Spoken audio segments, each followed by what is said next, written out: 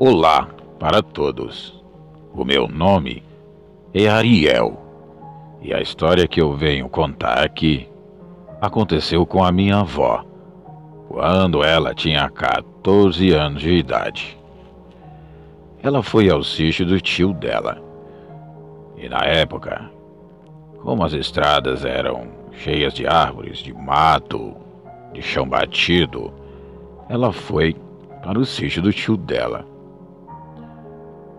Passaram a tarde brincando e chegou ao anoitecer. Eles escutaram uma barulhada bem forte onde ficavam as vacas. E no dia seguinte, eles foram ver o que havia acontecido. E ao chegar lá, havia 2 vacas mortas, totalmente despedaçadas. O tio dela então armou uma emboscada para pegar o suposto animal, e que até então eles não sabiam o que era. Então eles foram para lá. Foi o meu tio e mais 3 vizinhos. E quase no anoitecer, eles procuraram um local para se esconder. Então, subiram em cima de uma árvore com bastante folhagem.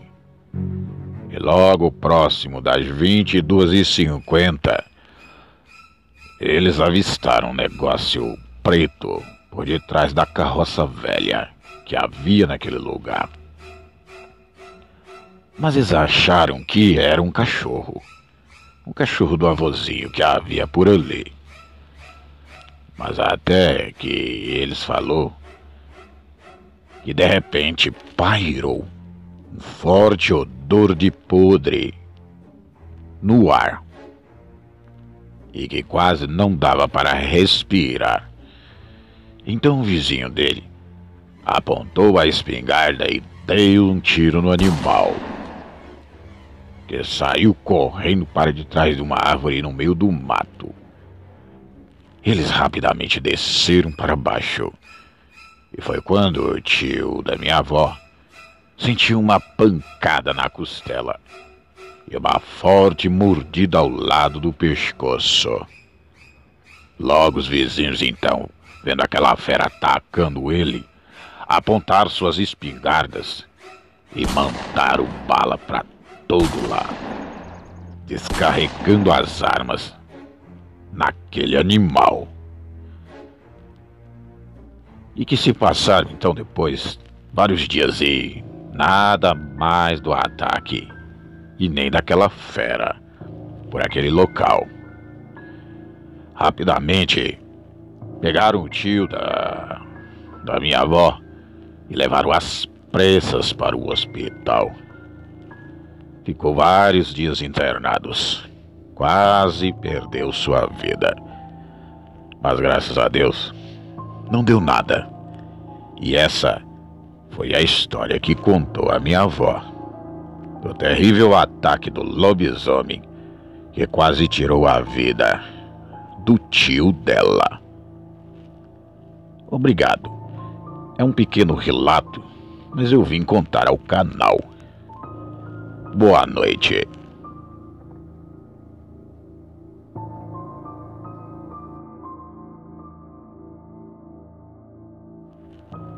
Boa noite.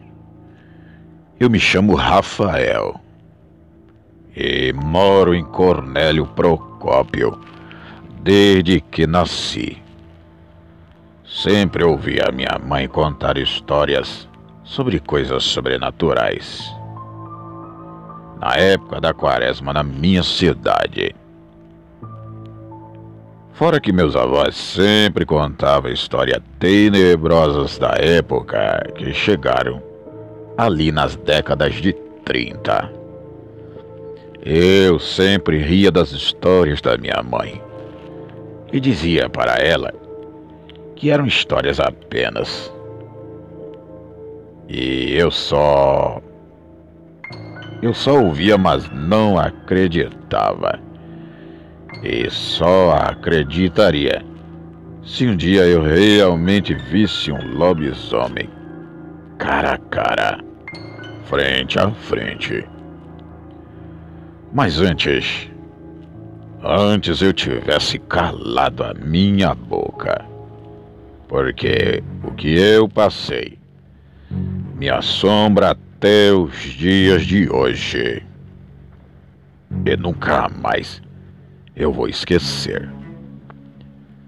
Eu fazia parte de uma banda de fundo de garagem. E todos os fins de semana íamos ensaiar na casa de um amigo que morava em uma chácara. E a chácara era próximo ao cemitério da minha cidade. Na época, eu tinha uma moto CB400 e que era a sensação do momento nos anos de 80. Estávamos na quaresma e meu amigo me chamou para afinar os instrumentos.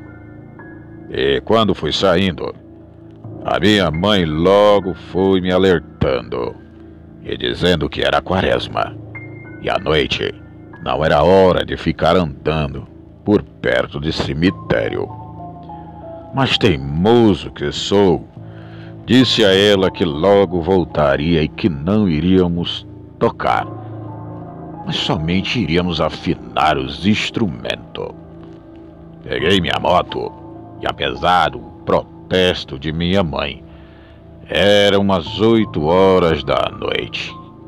Lá fui eu, rindo do que minha mãe havia me dito.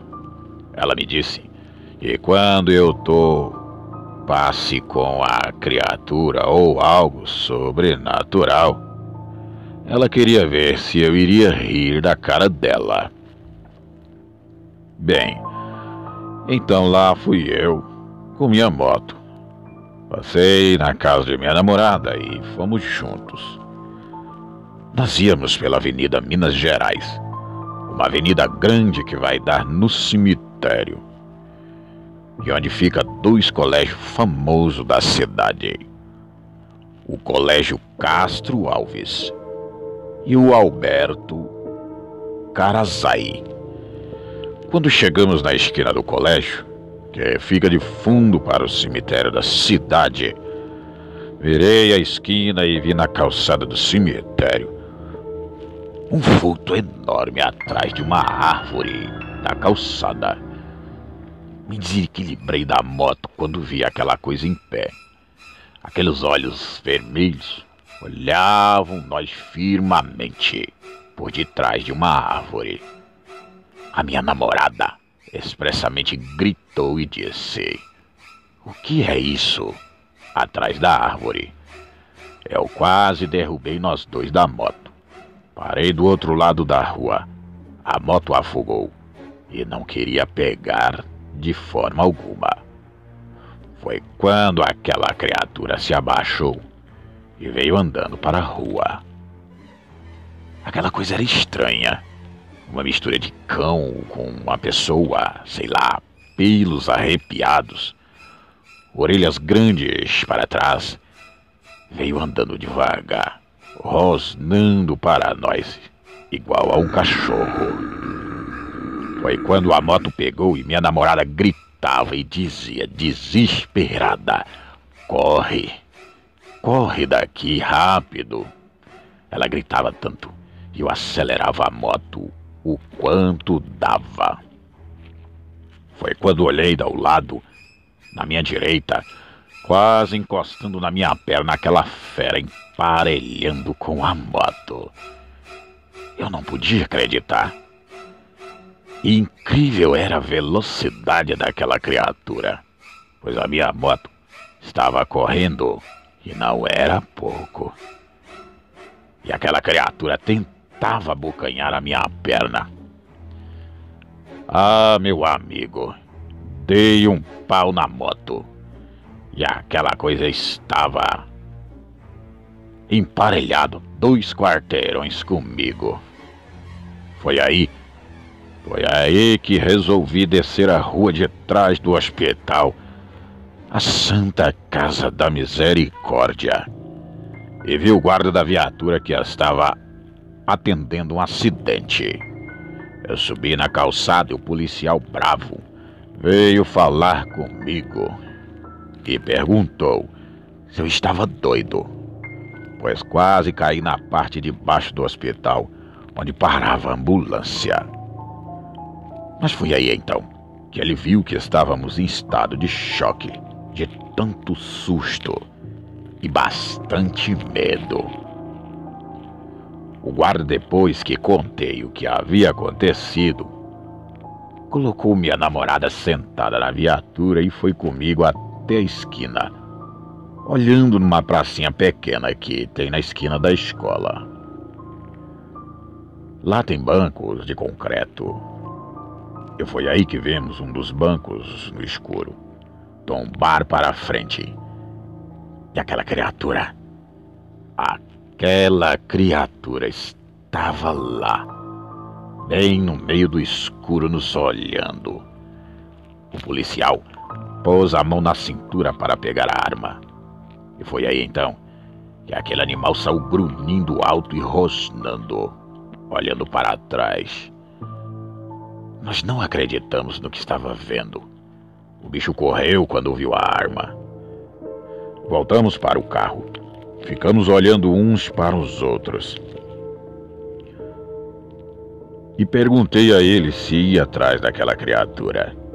E ele perguntou para mim: você iria? Então, ele disse melhor ficarmos quietos. Se falarmos, vão nos internar aqui mesmo no hospital.